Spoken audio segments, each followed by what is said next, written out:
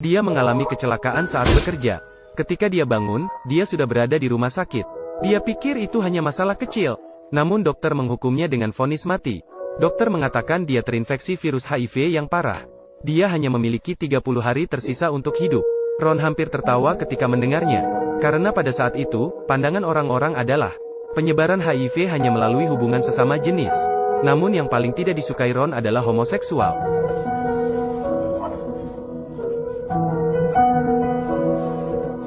Dokter mengatakan bahwa sel T dalam tubuhnya hanya ada 9. Padahal orang normal seharusnya antara 500 hingga 1500. Dengan kata lain, keajaiban bahwa dia masih hidup sekarang.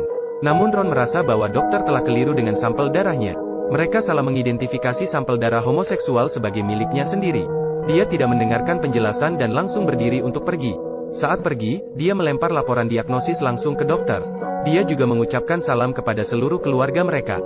Hari pertama setelah diagnosis HIV, Ron sama sekali tidak memperhatikannya. Dia bahkan memanggil 2 wanita penghibur. Dia tetap santai dan bahagia. Dia berbicara dengan temannya tentang kejadian di rumah sakit. Ron tetap keras kepala. Dia mengatakan bahwa dia hanya pilek. Dia mengatakan bahwa dia tidak ada hubungannya dengan HIV. Tapi bagaimana jika rumah sakit tidak salah? Kata-kata temannya membuat Ron merasa cemas. Dia memalingkan kepala dan melihat kalender di dinding. Angka 30 yang menarik perhatian di atas. Seolah-olah mengingatkannya, hidupnya akan segera berakhir. Menunggu teman pergi, Ron segera berlari ke perpustakaan untuk mencari informasi. Ingin membuktikan bahwa dia bukan penderita AIDS. Batuk yang terus-menerus membuatnya semakin takut. Namun hasil yang diperoleh hampir membuatnya putus asa. Ternyata penyebaran AIDS tidak hanya melalui hubungan seksual. Penggunaan obat terlarang dan gaya hidup yang berlebihan juga bisa. Ini membuat Ron teringat wanita terakhirnya. Lengan wanita itu penuh dengan bekas jarum suntik. Ternyata laporan diagnosis itu benar adanya. Di Amerika tahun 80-an saat itu, hanya ada satu obat bernama AK yang bisa mengobati AIDS. Setelah mengetahuinya, Ron segera pergi ke rumah sakit. Ingin membeli sedikit AK. Namun obat ini masih dalam tahap uji coba. Hanya subjek uji coba yang terpilih yang bisa mengonsumsinya.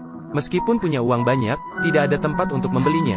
Setelah mendengarnya, Ron mengeluarkan selembar kertas dari saku. Di atasnya tertulis obat AIDS yang diluncurkan di luar negeri. Namun dokter mengatakan bahwa obat-obatan ini belum disetujui. Bahkan jika efektif, tidak mungkin dibeli. Petugas medis menyarankan Ron untuk tidak lagi membuang-buang waktu. Bisa pergi ke kelompok dukungan untuk berbicara tentang kondisi penyakit. Meredakan tekanan.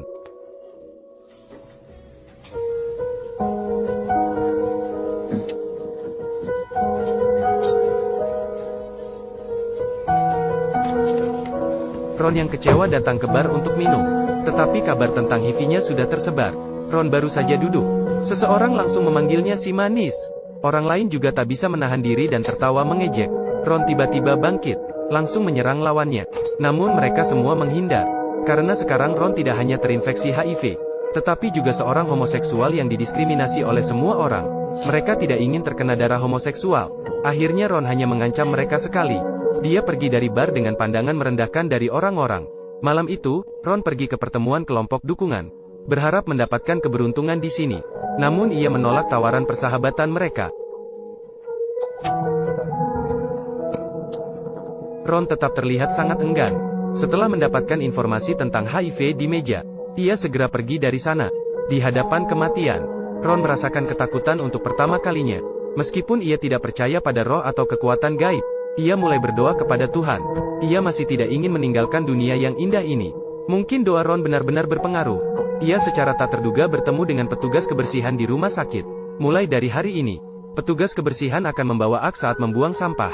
Mereka juga memberikan AK kepadanya.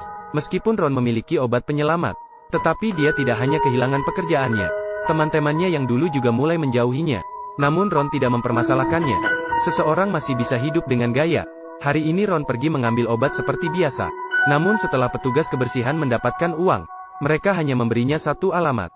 Karena rumah sakit mulai mengawasi AZT dengan ketat, petugas kebersihan tidak bisa membantunya mencuri obat lagi. Mereka meminta Ron untuk mencari seorang dokter di Meksiko sesuai dengan alamat tersebut. Mungkin ada obat untuk pengobatan AIDS di sana. Ron merasa marah. Dia memukul dengan tinju. Namun petugas kebersihan dengan mudah menghindarinya. Kondisi tubuh Ron semakin parah. Sepertinya tidak ada perbaikan meskipun dia minum obat yang kuat. Sebelum dia bisa pulih, dia pingsan lagi. Ketika dia bangun lagi, Ron berada di rumah sakit. Dokter menemukan sisa AZT dalam darahnya. Namun Ron tidak mengkhianati petugas kebersihan. Setelah dokter pergi, teman sekelasnya di ruang rawat inap mendekati tempat tidur Ron. Namanya adalah Ryan. Meskipun dia lahir sebagai laki-laki, dia memiliki hati seorang perempuan. Ron menyatakan bahwa dia tidak suka sikap yang diskriminatif. Setelah mendengarnya, Ryan pergi dengan bijaksana. Tapi belum 1 menit berlalu, Ryan datang lagi. Dia juga membawa sehelai kartu remi di tangannya. Ini berhasil membangkitkan kecanduan Ron. Namun setelah beberapa putaran, dia kalah abis. Ada pepatah yang mengatakan tidak ada asap tanpa api. Kaki Ron mulai kram lagi. Ryan memberikan pijatan untuk meredakan rasa sakitnya.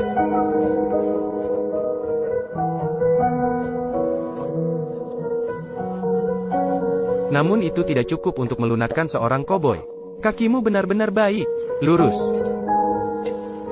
Ron tahu bahwa tidak ada AZT. Ya, bahkan di rumah sakit, itu hanya menunggu kematian. Maka dia mengabaikan nasihat dokter. Dia bersikeras untuk keluar dari rumah sakit. Ron kembali ke rumahnya. Dia melihat dinding yang dicat dengan cat merah. Disemprotkan ke Jilao. Pintu rumah juga dikunci oleh seseorang. Ron berteriak dengan marah. Apakah aku masih hidup? Apakah aku masih hidup? Namun, satu-satunya suara yang menjawabnya di malam hari adalah suara anjing. Ron mengambil senapan shotgun dari bagasi mobil. Dengan satu tembakan, dia langsung memecahkan kunci pintu. Untungnya, tidak ada barang yang hilang di rumah. Dia menemukan uang tabungannya sendiri.